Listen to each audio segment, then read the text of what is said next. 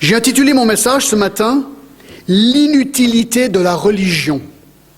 L'inutilité de la religion, et j'aimerais lire notre texte, Romains 2, versets 17 à 29. Romains 2, versets 17 à 29. C'est Paul qui écrit, et il écrit ceci. « Toi qui te donnes le nom de juif, qui te repose sur la loi, qui te glorifie de Dieu, qui connaît sa volonté, qui apprécie la différence des choses, étant instruit par la loi, toi qui te flattes d'être le conducteur des aveugles, la lumière de ceux qui sont dans les ténèbres, le docteur des insensés, le maître des ignorants, parce que Dieu a dans la loi la règle de la science et de la vérité. Toi donc qui enseignes les autres, tu ne t'enseignes pas toi-même. Toi qui prêches de ne pas dérober, tu dérobes. Toi qui dis de ne pas commettre d'adultère, tu commets l'adultère. Toi qui as en abomination les idoles, tu commets des sacrilèges. Toi qui te fais une gloire de la loi, tu déshonores Dieu par ta transgression de la loi. Car le nom de Dieu est blasphémé parmi les païens à cause de vous, comme cela est écrit. La circoncision est utile si tu mets en pratique la loi. Mais si tu transgresses la loi, ta circoncision devient incirconcision. Si donc l'incirconcis observe les ordonnances de la loi, son incirconcision ne sera-t-elle pas tenue pour circoncision? L'inconcis de nature qui accomplit la loi ne te condamnera-t-il pas, toi qui la transgresses, tout en ayant la lettre de la loi et la circoncision? Le juif, ce n'est pas celui qui en a les apparences, et la circoncision, ce n'est pas celle qui est visible dans la chair, mais le juif, c'est celui qui l'est intérieurement, et la circoncision, c'est celle du cœur, selon l'esprit et non selon la lettre. La louange de ce juif ne vient pas des hommes, mais de Dieu. Alors, puisque ça fait un certain temps que nous sommes séparés de Romains, j'aimerais faire une petite révision pour nous remettre dans le bain, d'accord?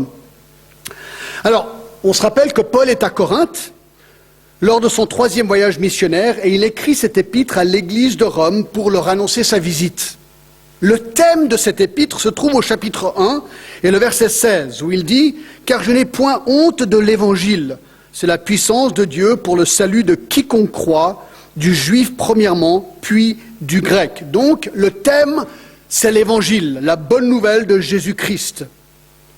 Paul va énoncer le détail de l'évangile seulement à partir du chapitre 3 et du verset 21. Mais pendant les 2 chapitres et demi qui précèdent, donc 1,18 à 3,20, Paul va décrire en premier, en détail, la colère et le jugement de Dieu qui est dirigé vers tous les hommes à cause de leur rébellion à son égard, ce qu'on appelle le péché.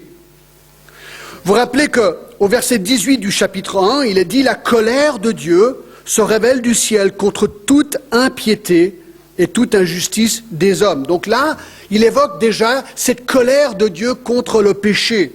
Au verset 19, il donne une des raisons pour cette colère, car ce qu'on peut connaître de Dieu est manifeste de Dieu, Dieu leur ayant fait connaître, mais il dira au verset 21, car ayant connu Dieu, ils ne l'ont point glorifié, ils ne lui ont point rendu grâce, et ils se sont égarés dans leurs pensées. Donc il explique que les gens se sont détournés du vrai Dieu. Et alors, le sort incroyable des pécheurs, on le voit à la fin du verset 20 du chapitre 1, où Paul dit « Ils sont donc inexcusables ». Simon, je peux avoir un tout petit peu plus de retour, s'il te plaît, c'est gentil. Ils sont donc inexcusables, c'est ce qu'il dit au verset 20b. Et alors, au verset 24, à partir du verset 24, Paul décrit ici le péché des hommes païens qui sont jugés par Dieu par un abandon qui, en fait, leur permettre de pécher plus. C'est un peu étrange, mais c'est comme ça que ça se passe. C'est pourquoi Dieu les a livrés à l'impureté, verset 24. Verset 26, c'est pourquoi Dieu les a livrés à des passions infâmes. Et au verset 28, comme ils ne se sont point souciés de connaître Dieu, Dieu les a livrés à un sens réprouvé. Et donc, alors là, il explique que Dieu les abandonne à ce péché. C'est une des manières qu'il les juge. Ensuite, on a vu au chapitre 2, les versets 1 jusqu'au verset 9. En fait, on va aller encore plus loin. Ça va être jusqu'au chapitre 3, le verset 9. Il va vraiment décrire, en premier, le péché des Juifs. Le péché des Juifs, ça, on a commencé à le voir la semaine dernière. Et la clé se trouve au verset 17, du chapitre 2. Toi qui te donnes le nom de Juif. Alors certains mettent les versets 1 à 16 dans la catégorie des Juifs, c'est ce que j'ai fait la dernière fois. Certains disent non, c'est vraiment lié aux païens avant. Ok, d'une manière ou une autre, de toute façon, c'est une condamnation encore claire et nette du péché des hommes, où Dieu, regardez le verset 5 par exemple, où il dit « Par ton endurcissement et par ton cœur impénitent, tu t'amasses un trésor de colère pour le jour de la colère et de la manifestation du juste jugement de Dieu. » Et au verset 1, il est dit « Tu es donc inexcusable. » Bref, Paul est en train de faire un bilan catastrophique sur le sort des hommes qui sont en fait tous pécheurs. Et ça, on le verra jusqu'au chapitre 3 et le verset 20. Alors, ce que j'essaie de dessiner, ce que vous compreniez ici, c'est que les premiers 2 chapitres et demi de Romains n'ont qu'un objectif. Un objectif, celui de démontrer à tous les hommes, juifs ou pas juifs, qu'ils sont coupables devant Dieu. C'est le but, c'est le seul but. Et tout termine au chapitre 3 et verset 23, car tous ont péché et sont privés de la gloire de Dieu. Donc le but de Paul ici, c'est de montrer que nous sommes tous coupables devant Dieu. L'évangile sera abordé à partir du chapitre 3. Alors la dernière fois, comme je viens de le dire, au chapitre 2, les versets 1 à 16, on a vu que, moi je pense, les Juifs sont tout aussi coupables que les païens. Alors on peut imaginer, si vous êtes juif, d'accord, et que vous êtes à Rome, vous recevez cette lettre, vous lisez ça, vous êtes offensé. Vous dites, mais Paul, tu ne comprends pas, moi je suis juif. Et moi je suis quand même différent que les non-juifs. Comment, Paul, peux-tu dire que je suis aussi coupable qu'un païen? Comment peux-tu dire que moi je suis redevable du jugement de Dieu? Ne comprends-tu pas, Paul, que je suis juif, que je fais partie du peuple élu de Dieu, que j'ai reçu les oracles de Dieu, la parole même de Dieu en tant que juif, et que nous les juifs, nous avons reçu un signe de l'alliance spécifique, la circoncision? Regardez chapitre 3, verset 1. Quel est donc l'avantage des Juifs ou quelle est l'utilité de la circoncision? Il est grand de toute manière et tout d'abord en ce que les oracles de Dieu leur ont été confiés. Le Juif, il va dire, mais attendez voir, je suis Juif, je fais partie du peuple élu de Dieu. Nous avons reçu les oracles de Dieu, nous avons reçu le signe de la circoncision. Eh bien, c'est évident, le Juif va répondre que quelque part, par ses privilèges, je suis épargné. Je suis à l'abri du jugement de Dieu à cause de mon privilège. Eh bien, pas du tout, répond Paul, à partir du verset 17. Le but des versets 17 à 24, notre texte d'aujourd'hui, est de montrer que le privilège légitime du juif d'être juif, de posséder la loi et d'avoir reçu le signe de la circoncision, tombe à court de lui apporter le salut. Il est, écoutez bien, impossible de se réfugier derrière la religion pour son salut. Impossible. La religion ne sauve personne. Seul l'évangile de Jésus-Christ sauve une personne. Et en fait, la clé de notre texte, vous savez, j'aime bien les clés. Chapitre 2, versets 28 et 29, les 2 derniers versets de notre texte sont la clé. Regardez ce que Paul dit. Le juif, c'est quoi un juif? Ce n'est pas celui qui a les apparences d'être juif. Donc la circoncision était le signe physique. Et la circoncision, ce n'est pas celle qui est visible dans la chair, mais le juif, c'est celui qui l'est intérieurement, et la circoncision, c'est celle du cœur, selon l'esprit et non selon la lettre. La louange de ce juif ne vient pas des hommes, mais de Dieu. Mais oui, un juif sauvé n'est pas un juif qui l'est en apparence. Simplement d'être né juif, d'avoir la loi ou d'être circoncis. Alors bien sûr, ça te permet d'être juif dans la lignée, disons, juive, d'accord, on est d'accord. Mais un juif sauvé et épargné du jugement de Dieu, c'est celui qui l'est intérieurement, où il y a eu circoncision du cœur effectuée par l'Esprit de Dieu en Jésus-Christ. Et c'est ce que chapitre 3, 24 nous dit. Ils sont gratuitement justifiés par sa grâce, par le moyen de la rédemption qui est en Jésus-Christ.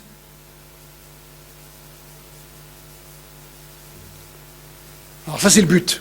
Je pourrais presque m'arrêter là, vous avez compris le texte d'aujourd'hui. D'accord ? Mais maintenant, on va le décliner en détail.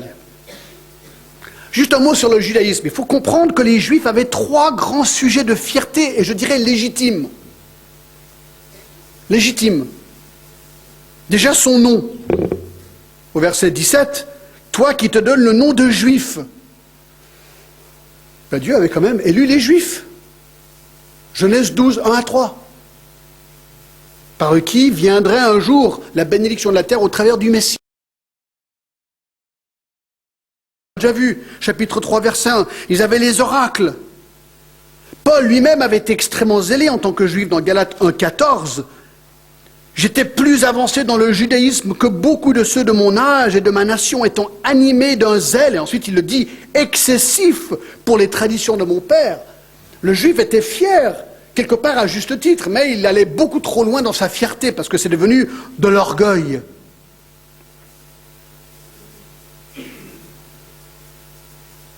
Donc le vrai problème, c'est le cœur de l'homme. Donc dans ces versets, Paul va démontrer que leur confiance quasi superstitieuse dans la loi et dans la circoncision ne les épargneront pas du jugement de Dieu et que les actes religieux ne sauvent personne. Donc il y a 2 grands points, d'accord ? 2 grands points. On va regarder le problème de la loi et ensuite le problème de la circoncision, d'accord ? Donc il faut vous accrocher un petit peu, mais vous verrez, c'est très très intéressant parce qu'en fait ça nous concerne, nous qui sommes chrétiens et nous qui sommes, disons, dans un monde religieux. J'aime pas le monde religieux, mais vous allez comprendre. Donc les applications sont vraiment pertinentes pour nous. Donc voyons en premier le problème de la loi. Dans cette première section, Paul va contraster le fait que les Juifs possèdent la loi, mais ne l'obéissent pas. De ce fait, il va dire que la loi qu'ils ont reçue de la part de Dieu, tenez-vous bien, ne sert à rien. Ne leur sert à rien, car un vrai juif converti obéit la loi d'un cœur régénéré. Paul va donc en premier affirmer le privilège qu'ont les juifs de posséder la loi, puis leur montrer comment ils la désobéissent. Regardons en premier le privilège du juif avec la loi. Ici, il y a une série de 10 phrases conditionnelles, et on les voit très bien. Il va dire, vous verrez le mot qui apparaît, hein. Qui, ce sont les phrases conditionnelles. Des phrases conditionnelles, il y en a 10. Et là, Paul va lister les privilèges du juif liés à la loi de Dieu. Et ce sont des privilèges bien réels. 10 points qui sont des causes légitimes de fierté, quelque part, pour les juifs. Alors, premier privilège, verset 17. Toi qui te donnes le nom de juif, 1. Qui te repose sur la loi. Le juif se reposait sur la loi. Qu'est-ce que ça veut dire ? Eh bien, la loi, la Torah, plus tard avec les prophètes, les livres poétiques, était capitale pour le juif. C'est Moïse qui avait reçu au début la loi au mont Sinaï, et la Torah était le mode d'emploi par excellence de Dieu envers son peuple. La Torah, quand on y pense, la parole de Dieu explique la volonté de Dieu à son peuple. Tout le système des sacrifices y est écrit, y est décrit, expliqué, un système qui pointait vers le Messie à venir, celui qui mourrait pour son peuple, Ésaïe 53, et qui pardonnerait le péché des hommes. Et donc, le juif était très fier de cette loi. Et on connaît, par exemple, ce sont des psaumes préférés que nous avons tous, par exemple le psaume 19. Le psaume 19, ce n'est pas la Torah, mais là, c'est les livres poétiques. Verset 8, la loi de l'Éternel est parfaite, elle restaure l'âme. Le témoignage de l'Éternel est véritable, il rend sage l'ignorant. Les ordonnances de l'Éternel sont droites, elles réjouissent le cœur. Les commandements de l'Éternel sont purs, ils éclairent des yeux. La crainte de l'Éternel est pure, elle subsiste à toujours. Amen. D'accord. Ça, c'est les effets spéciaux pour vous garder éveillé. D'accord? J'ai de la concurrence, c'est pas grave, d'accord? Donc, la loi était quelque chose de très important pour le juif. Regardez le psaume 119, pareil. Tout un psaume, le plus long, consacré à la loi. Merci Serge. Alors, le problème, c'est que le juif commettait deux erreurs vis-à-vis de cette loi. Étant détenteur de la loi, leur donnait un sens de sécurité, voire de supériorité. Ah, c'est nous qui avons reçu la loi.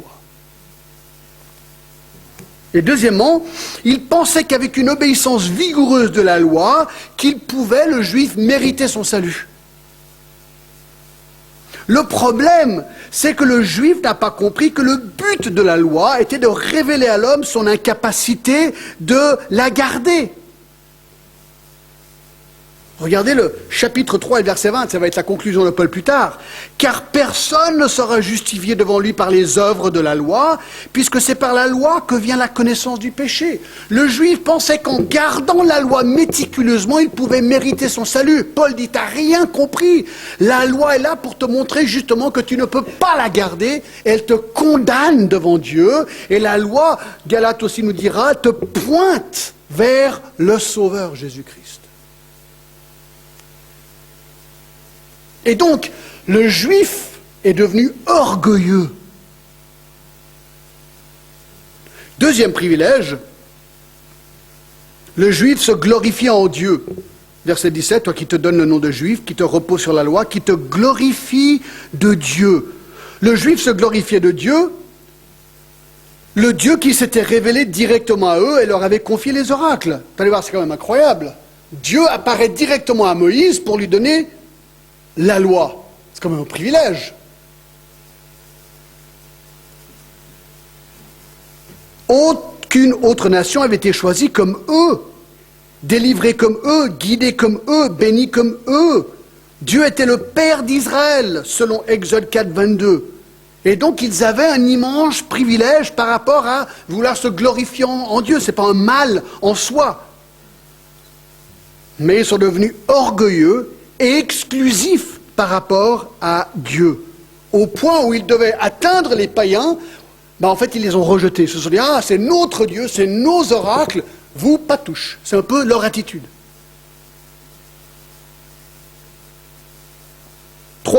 Troisième privilège, verset 18, qui connaît sa volonté. Les Juifs connaissaient la volonté de Dieu. Ben oui. Écoutez, étant détenteurs de la loi, écoutez, c'est quand même incroyable d'y penser que la volonté totale de Dieu se trouve dans un livre. Voilà la volonté de Dieu. Elle a été révélée en premier aux Juifs. Et donc si quelqu'un connaissait parfaitement la volonté de Dieu, c'était bien les Juifs. Regardez les 10 commandements, on vient de faire une série dessus. Les 10 commandements sont la volonté de Dieu morale sur les hommes.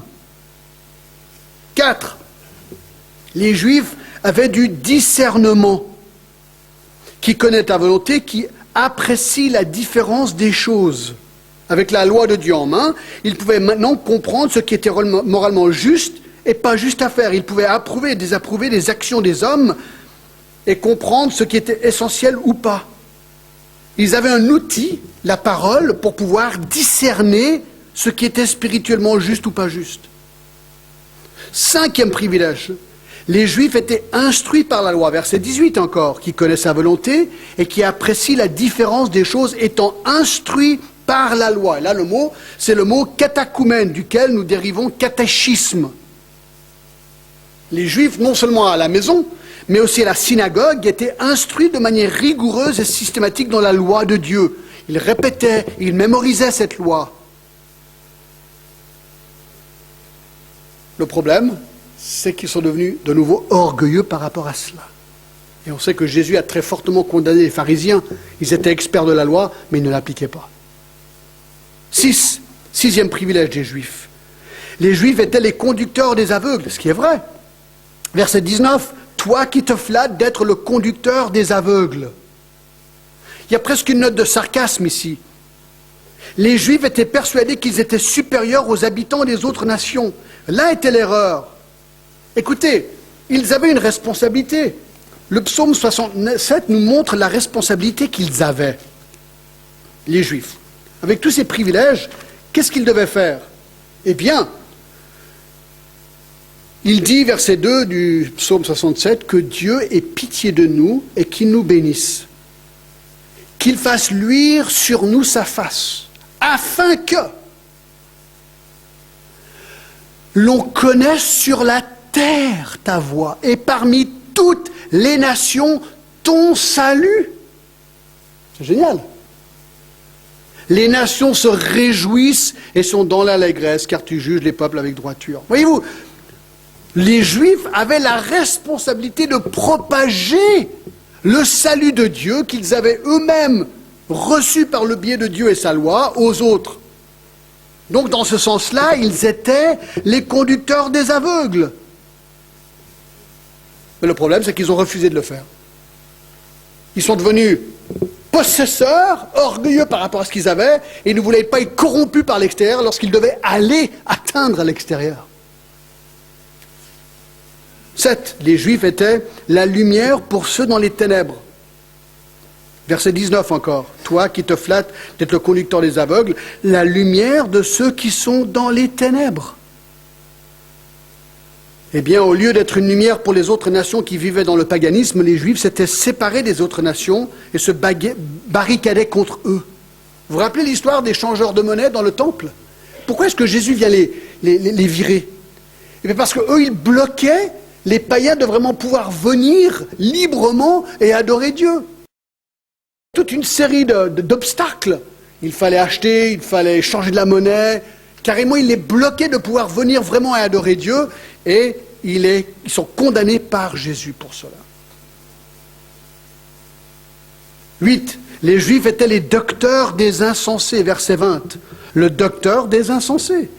Alors certes, quelqu'un qui ne connaît pas Dieu est insensé spirituellement. Ça c'est vrai. Le psaume 14.1 nous le dit. L'insensé dit en son cœur, il n'y a pas de Dieu. Alors le rôle des Juifs était d'être leur docteur, de leur montrer la voie de Dieu. Mais ça, ils ne l'ont pas fait. 9. Les Juifs étaient le maître des ignorants, le maître des ignorants. Verset 20. De nouveau, un païen qui ne connaît pas Dieu est ignorant. Il ne sait pas, tout simplement. Ils avaient besoin de connaître la loi de Dieu et devaient se débarrasser de leur religion païenne et venir au seul vrai Dieu. C'était aux Juifs de leur montrer cette voie. Et dixième privilège, les Juifs étaient possesseurs de la règle, de la science et de la vérité. On voit ça au verset 20, parce que tu as dans la loi la règle de la science et de la vérité. Le mot règle, ici c'est le mot pour dessin ou croquis. Le Juif, c'est intéressant, ayant la loi de Dieu en main, il avait quelque part le croquis de la vie, le dessin de la vie pour l'homme. Imaginez, vous êtes le possesseur du croquis de la vie. C'est un privilège.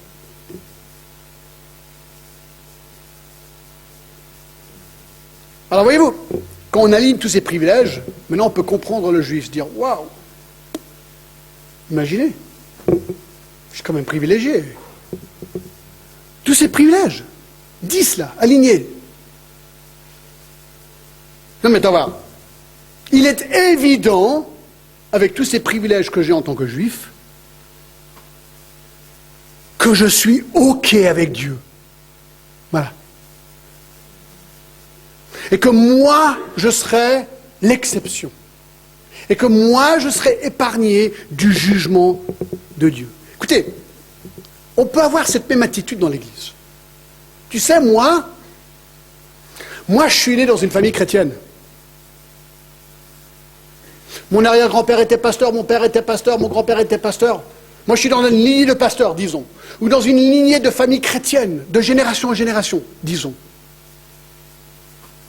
Puis moi, je viens régulièrement à l'église, tous les dimanches. Je suis même dans un groupe de maison. Attention là. Et je vais même occasionnellement à la réunion de prière. Et même au cours de théologie.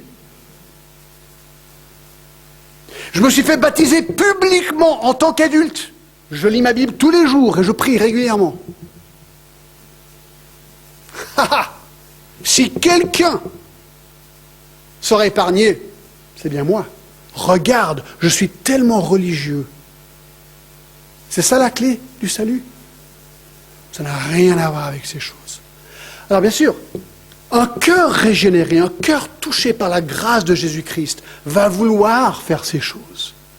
Va vouloir être au culte, va vouloir être dans une étude biblique, va vouloir lire sa Bible, va vouloir prier. La question c'est, quel est le mobile ici? Est-ce que tu fais ces choses parce que ton cœur est régénéré ou est-ce que tu fais ces choses pour recevoir de Dieu l'approbation? Est-ce que tu es comme le juif qui s'aligne et se cache derrière ses privilèges et se dit « Ah ben moi je suis épargné ». Ben, si c'est ton attitude, tu pourrais avoir une grosse surprise à la fin. Ben, c'est pas ça qui sauve un homme. Alors ça mène au deuxième point sous le premier point.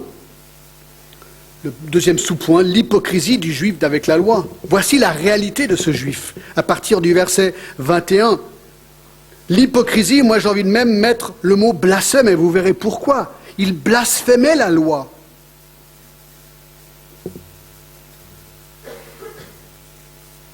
Il va montrer que malgré les privilèges des Juifs avec la loi, non seulement ne connaissent-ils pas Dieu, mais ils blasphèment le nom de Dieu par leur violation et hypocrisie vis-à-vis de cette loi. Regardez ce qu'il dit au verset 21. « Toi donc, qui enseignes les autres, tu ne t'enseignes pas toi-même. » Voyez-vous, c'est intéressant. Les Juifs, puisqu'ils mémorisaient, ils étudiaient la loi, c'étaient des pros de la loi. Ils la connaissaient. Ils connaissaient leur Bible.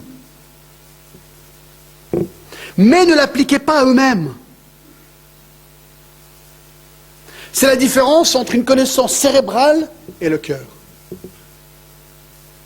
Voyez-vous, il est possible d'enseigner la vérité, mais avec des mobiles tordus égoïstes.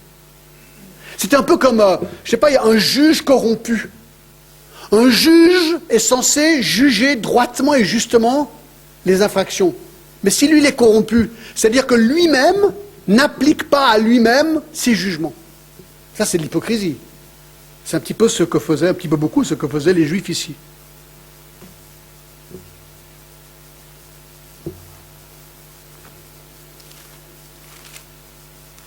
Dans Matthieu 23, Jésus condamne les Juifs. Alors Jésus, parlant à la foule, verset 1, ses disciples dit, les scribes et les pharisiens sont assis dans la chair de Moïse. Faites donc et observez tout ce qu'ils vous disent, mais n'agissez pas selon leurs œuvres, car ils disent et ne font pas. Waouh!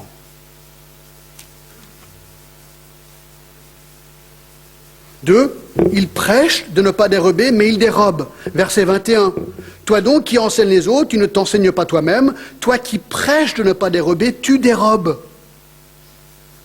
Apparemment, le vol était commun chez eux. Ils ne donnent pas beaucoup d'explications là. Tout simplement qu'ils prêchaient haut et fort de ne pas dérober, mais derrière, ils dérobaient. Ça me rappelle Élie et ses fils, vous vous rappelez? Les sacrifices volaient, ils étaient malins. Ils aimaient bien les beefsteaks, les filets mignons super tendres. Alors ils les prenaient pour eux et ils les mettaient de côté, et le reste ils donnaient à Dieu. C'est un peu ça. C'est des hypocrites. 3. Ils disaient de ne pas commettre l'adultère, mais ils le commettaient. Verset 22. Toi qui dis ne pas commettre l'adultère, tu commets l'adultère. Alors c'est intéressant, sur la loi de l'adultère, les Juifs, voyant combien il était difficile d'obéir à ce commandement, ils ont contourné la loi en disant que seul l'acte lui-même d'adultère était interdit. Mais les autres péchés sexuels, s'ils n'allaient pas jusqu'à l'acte, n'étaient pas une violation explicite du commandement, du 7e commandement qui disait que tu ne commettras pas l'adultère. Donc il disait l'acte lui-même est péché, mais tout ce qui peut mener à cet acte, il ne faut pas vraiment appeler ça de l'adultère. C'est malin. Alors, le divorce est devenu le passe-partout contre l'adultère. Puisque l'adultère était interdit, il raisonnait ainsi. Alors, je divorce ma femme, j'en épouse une autre, et je couche avec elle. Là, je couche avec ma femme. Donc, ce n'est pas de l'adultère. Puis, je peux faire ça à répétition. Donc, chaque fois que je couche avec quelqu'un, c'est avec ma femme. Vous voyez qu'il y a une manière maligne de contourner le but et l'esprit de cette loi. Alors Jésus, bien sûr, a répondu à cela dans le Sermon sur la montagne. Dans Matthieu 5, 32, qu'est-ce qu'il dit? Moi, je vous dis que celui qui répudie sa femme, sauf pour cause d'infidélité, l'expose de devenir adultère, que celui qui épouse une femme répudiée comme un adultère. Il dit que le divorce et le remariage, pour autre chose que l'infidélité, résulte en adultère. Donc ça ne résout pas ton problème. Tu es quand même adultère. Bref, Jésus dira aussi dans Matthieu 5, 28, « Mais moi je vous dis que quiconque regarde à une femme pour la convoiter a déjà commis un adultère avec elle dans son cœur. » Jésus de toute façon dit que l'adultère commence dans le cœur. Vous voyez, on revient au problème du cœur. C'est le cœur le problème. Et il faut que le cœur soit transformé, il faut que le cœur soit pardonné par Jésus-Christ. C'est ça la clé. Donc, ces actes d'hypocrisie vis-à-vis de la loi, ils enseignent les autres mais pas eux-mêmes, ils prêchent de ne pas dérober mais ils dérobent, ils disent de ne pas commettre l'adultère mais ils le commettent, et quatrièmement, regardez ce qu'il dit dans Romains 2, verset 22, « Toi, qui en abomination les idoles, tu commets des sacrilèges. » Alors, personne ne sait exactement à quoi se réfère Paul ici. La phrase « commettre un sacrilège » veut littéralement dire « voler un temple ». Alors, dans quel sens est-ce que les Juifs ont volé des temples? On ne sait pas. Possiblement, des Juifs ont pillé le temple de Jérusalem. On a vu que les leaders pouvaient assez facilement détourner de l'argent, c'est possible. On a aussi vu que Élie et ses fils gardaient le meilleur de la viande pour eux. L'autre possibilité est que certains Juifs pillaient des temples païens et vendaient les idoles pour se faire de l'argent. On ne sait pas exactement. Ok, résumons le tout. Qu'est-ce qu'on vient de voir au verset 17 à 22? La conclusion ici, regardez verset 23. Toi qui te fais une gloire de la loi, juif, toi qui es fier d'avoir reçu la loi de Dieu, tu te glorifies en ça. Tu déshonores Dieu par la transgression de la loi. Car le nom de Dieu est blasphémé parmi les païens à cause de vous, comme cela est écrit. Voyez-vous ce qu'il est en train de dire? Je ne sais pas si vous comprenez, c'est assez simple quelque part. Il désobéissait de manière flagrante la loi. Il la déshonorait. Non, il la blasphémait. Et il blasphémait le nom de Dieu parmi les païens. Parce qu'il proclamait haut et fort que c'était le peuple de la loi. Ils enseignaient de la garder, mais ne la gardaient pas, qui révélait un cœur non régénéré.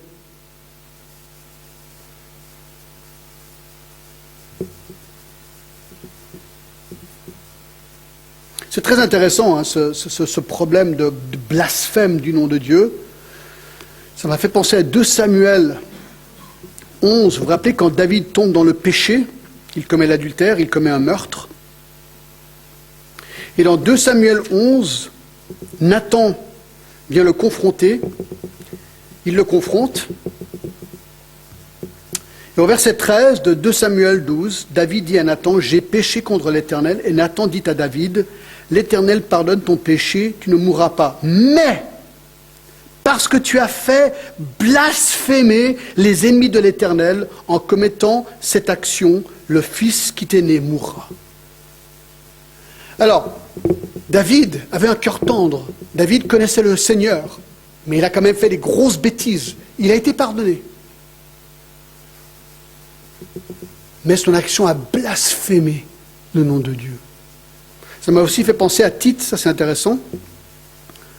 Dans Tite 2, dit que les femmes, verset 3, dit que les femmes âgées doivent aussi avoir l'extérieur qui convient à la sainteté, n'être ni médisantes, ni adonnées aux excès de vin, qu'elles doivent donner de bonnes instructions dans le but d'apprendre aux jeunes femmes. Alors voici des instructions nouveau-testamentaires aux jeunes femmes, d'accord? dans le but d'apprendre aux jeunes femmes à aimer leur mari et leurs enfants, à être retenues, chastes, occupées aux soins domestiques, bonnes, soumises à leur mari. Et ensuite, il dit pourquoi. Intéressant. Afin que la parole de Dieu ne soit pas blasphémée. C'est fort. C'est hyper fort. En n'appliquant pas ce à quoi nous avons été créés à faire, on blasphème Dieu. Et donc chacun de nous, maintenant c'est là où ça devient très spécifique pour nous, nous on est chrétiens, d'accord? On se proclame haut et fort être chrétien. Je connais Jésus-Christ, il m'a transformé, c'est Christ qui vit en moi, c'est plus moi qui contrôle ma vie, je suis une nouvelle créature, 2 Corinthiens 5, 17. Alors est-ce que ma vie est conséquente à ma proclamation? Alors si on est tous honnêtes, on va tous dire, des fois oui, mais parfois non. En pensée, en parole, en action. Et nous pouvons très facilement blasphémer le nom de Dieu en décrédibilisant le christianisme. Alors lorsque nous péchons, le chrétien pêche. Alors bien sûr, ce péché n'est pas mis sur son compte puisqu'il a été mis sur le compte de Jésus-Christ qui est mort pour lui. Je ne vais pas être jugé éternellement pour mon péché. Mais lorsque je pêche, en pensée, en action, parole,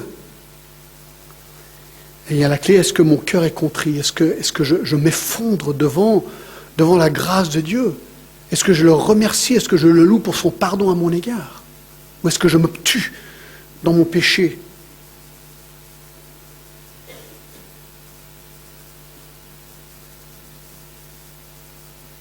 Alors voilà, Paul condamne le juif par rapport à sa religion, par rapport à sa fierté vis-à-vis de la loi. Il lui montre, tu sais, juif, oui, tu es privilégié, oui, tu es la loi, mais tu es coupable. Tu as besoin du Sauveur.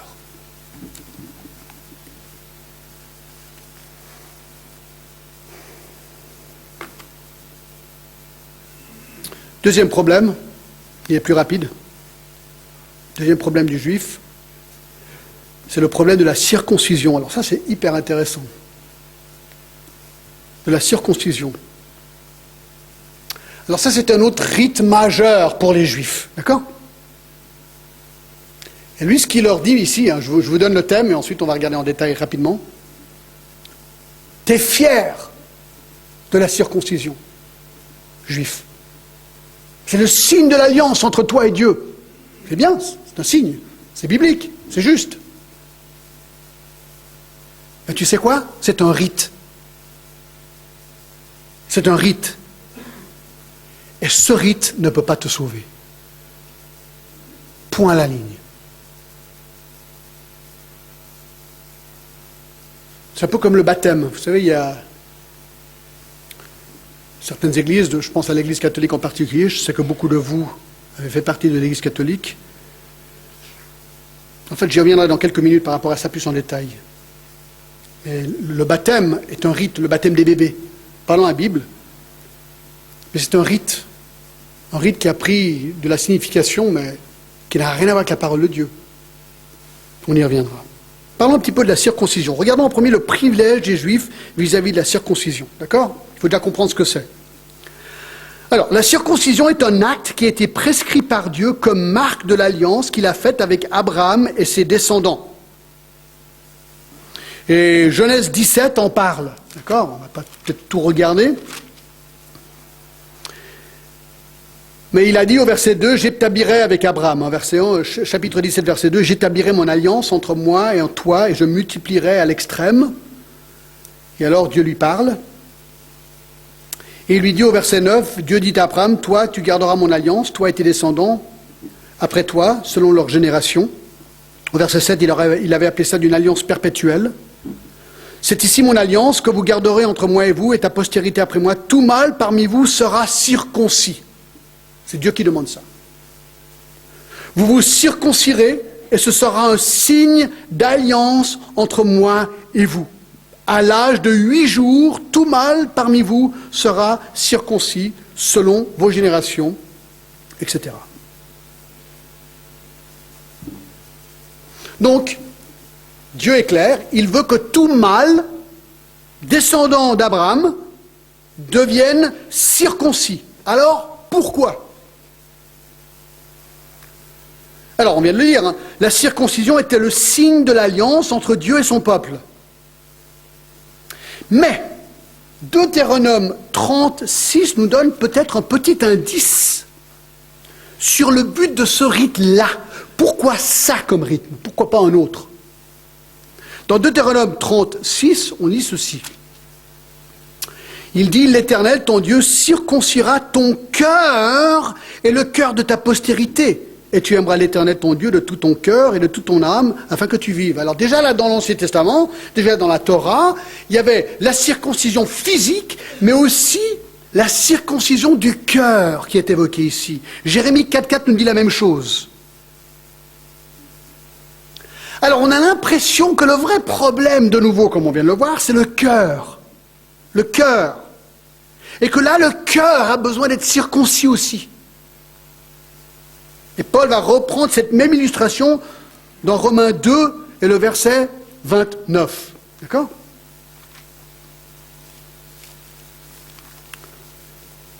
Verset 29, mais le juif, c'est celui qui est là intérieurement, et la circoncision, c'est celle du cœur. Alors, maintenant, on s'est posé la question, mais alors pourquoi ce rite-là ? Pourquoi cet acte chirurgical-là ? Franchement, est-ce que ça vous paraît pas un peu bizarre ? Moi, honnêtement, oui. D'accord ? C'était ma première pensée. Mais une fois qu'on a compris que le vrai problème de l'homme, c'est son cœur, écoutez bien ce que je vais dire, hein. C'est son cœur qui a besoin d'être purifié, donc le vrai problème de l'homme, c'est son cœur qui a besoin d'être purifié de son enveloppe de péché. De même, l'acte chirurgical de la circoncision était symbolique de la nature pécheresse de l'homme, qui était transmise de génération en génération par le biais de la procréation. L'organe procréatif masculin avait besoin d'être purifié de son enveloppe, qui était un symbole du péché de l'homme. Donc, la circoncision devenait un symbole graphique de la nécessité d'être purifié de son péché et est devenue le signe par excellence d'être juif. Et le problème que Paul soulève ici, c'est qu'en fait, la circoncision n'était qu'un rite, un symbole. Donc la circoncision physique, sans aucun pouvoir spirituel dans la vie de la personne qui se faisait circoncire. Écoutez, un acte chirurgical ne sauve personne. Ça c'est le point ici à noter, d'accord ? Un acte chirurgical ne sauve personne. Or, les Juifs avaient élevé le rite de la circoncision comme une condition sine qua non du salut. Ils avaient fait du rite de la circoncision une condition pour être sauvés. Certains des rabbins, je cite, disaient des choses comme ceci. C'est eux qui les disaient, c'est pas dans la Bible. Aucun Juif circoncis ne verra l'enfer. La circoncision nous sauve de l'enfer. Le Midrash, c'était un commentaire juif, dit ceci. Dieu a promis à Abraham que personne qui est circoncis sera envoyé en enfer. Abraham est assis devant la porte de l'enfer et ne permet jamais à un Israélite circoncis d'y entrer. N'avez-vous pas l'impression que le rite de la circoncision a été élevé un petit peu trop haut là ?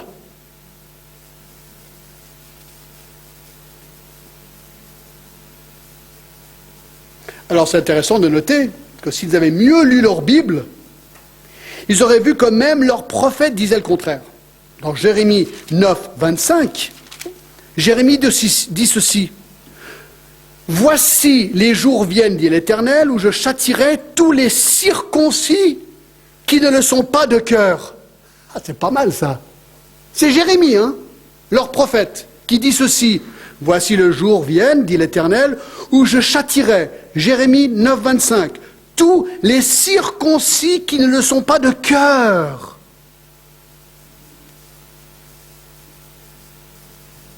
Ça veut dire que tu peux être circoncis chirurgicalement, si ton cœur n'a pas été transformé par le Seigneur, t'es fini.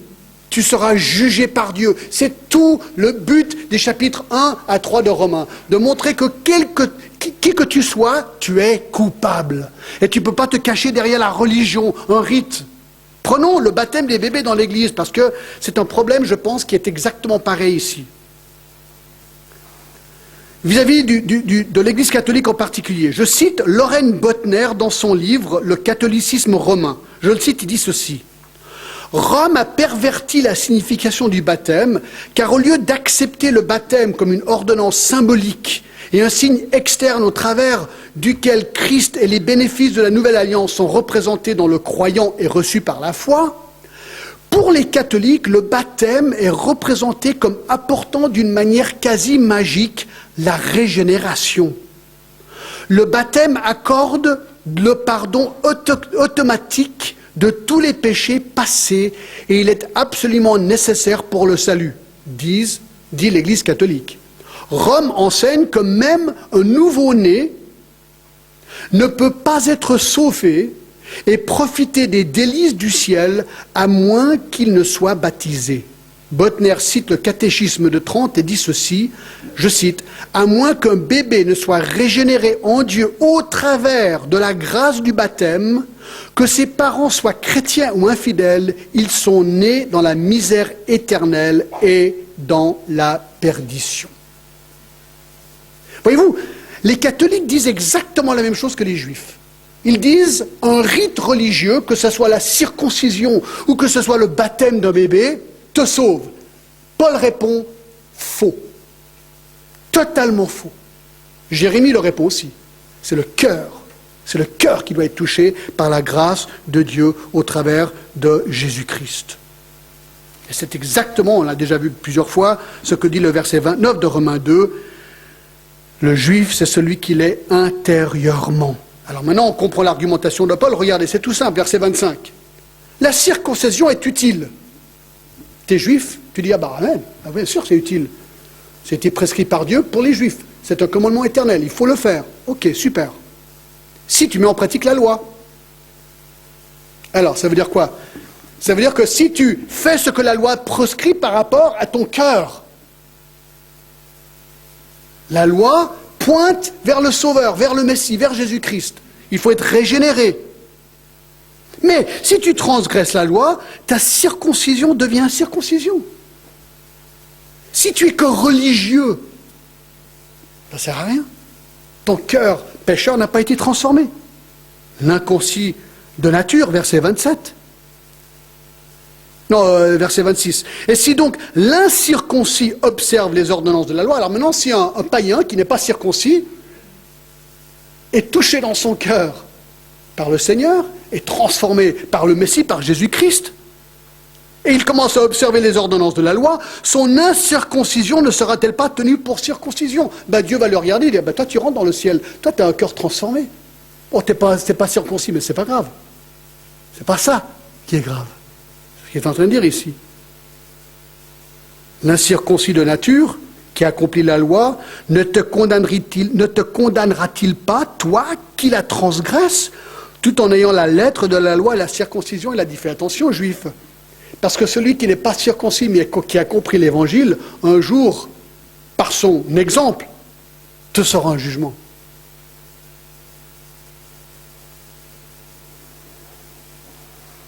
Et alors là, il conclut au verset 28, tout simplement. Le juif, ce n'est pas celui qui en a les apparences.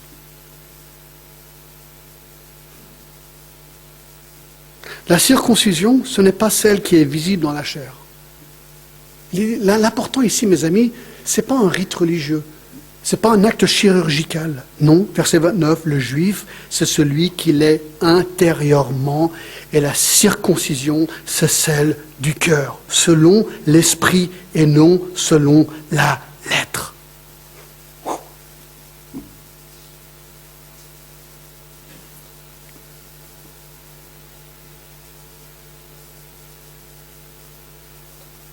Oui, c'est exactement ce que Paul dira dans Romains 3, 23. Car tous ont péché, sont privés de la gloire de Dieu, et ils sont gratuitement justifiés par sa grâce, par le moyen de la rédemption qui est en Jésus-Christ. Voyez-vous, tout pointe à Christ ici. Ton cœur a besoin d'être transformé par Jésus-Christ. C'est ça la clé.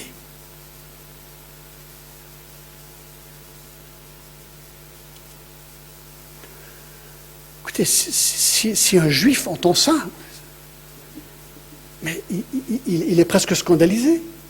Parce que tout son monde religieux s'écroule. Sa confiance dans son nom en tant que juif, dans son héritage, dans la loi, dans la circoncision, Paul dit caduque. Tu seras jugé par la colère de Dieu. Il dit par les païens. Le juif, il déconnecte. Là. Il déconnecte. Ou bien il se convertit. C'est le but. Il réalise, waouh, j'ai pas compris le but de la loi. Chapitre 3, 20, car personne ne sera justifié devant lui par les œuvres de la loi. La loi n'est pas là pour nous justifier, mais c'est par la loi que vient la connaissance du péché. La loi est là pour me condamner et me montrer que je ne peux rien faire pour me sauver moi-même, mais que seul le Messie peut me sauver. Point à la ligne. C'est le but de la loi. Alors voilà. Alors je conclus avec deux petits avertissements. Numéro un. Attention aux religions humaines. Attention aux rites qui peuvent facilement se substituer à la foi authentique. Je te pose une question. Quelle est la condition de ton cœur ce matin? Est-ce que tu es absolument certain, sans aucun doute, que ton cœur a été lavé et purifié par le sacrifice de Jésus-Christ? Est-ce que tu as demandé à Jésus-Christ de venir en toi, de te laver, de te purifier, de te donner la vie éternelle? Il le fait aujourd'hui si tu lui demandes comme ça. Reconnais ton péché. Reconnais que tous tes actes religieux n'ont rien apporté vis-à-vis de ton statut devant Dieu. Au contraire, tu es condamné aujourd'hui, mais la grâce de Dieu t'est offerte. Et ça, c'est le deuxième avertissement. Attention contre une mauvaise compréhension de nos rites. Nous, en tant que chrétiens, nos rites, nos habitudes, faisons attention qu'ils ne deviennent justement pas des rites, mais que nos disciplines chrétiennes découlent d'un cœur régénéré.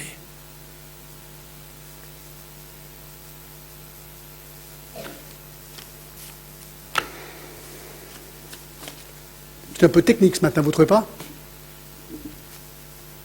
Mais c'est fascinant. Inclinons-nous.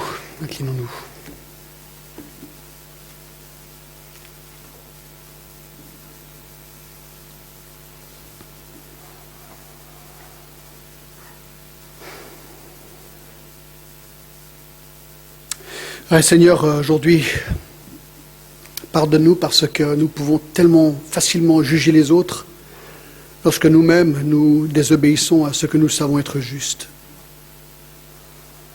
Seigneur, merci pour Jésus-Christ. Merci pour la rédemption, le rachat de nos péchés par son sang.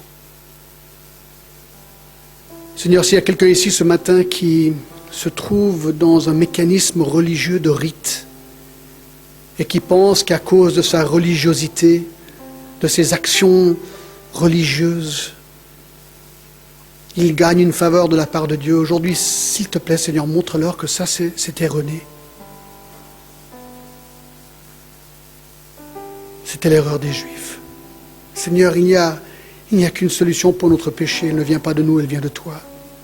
C'est toi qui as offert ton Fils Jésus-Christ, le Messie, pour mourir à notre place. Seigneur, si quelqu'un ce matin ne te connaît pas, que maintenant, dans leur cœur, il t'invite à devenir Sauveur et Seigneur. Et que leur cœur soit circoncis, Seigneur, de tout péché. Et pour nous qui te connaissons, Seigneur, mets le doigt là où nous sommes cachés, peut-être nous derrière nos rites, là où nous sommes hypocrites nous-mêmes, Seigneur. Et aide-nous à être des chrétiens authentiques. Merci pour ta grâce. Seigneur, nous nous réjouissons de la semaine prochaine de pouvoir aborder le sujet du Japon, de la guerre. Seigneur, nous prions pour ce peuple aussi, tous ces gens qui souffrent. Le drame de l'humanité, Seigneur, nous voulons voir ça en détail la semaine prochaine et je te prie que tu nous ramènes zélés pour ta parole, zélés pour la vérité. Seigneur, que nous soyons courageux peut-être d'inviter des amis à nous qui pourraient être touchés par ces vérités auxquelles ils n'ont pas pensé, Seigneur. Utilise même ces tragédies énormes pour amener hommes, femmes et enfants à toi, Seigneur. Et nous te remercions au nom de Jésus-Christ. Amen.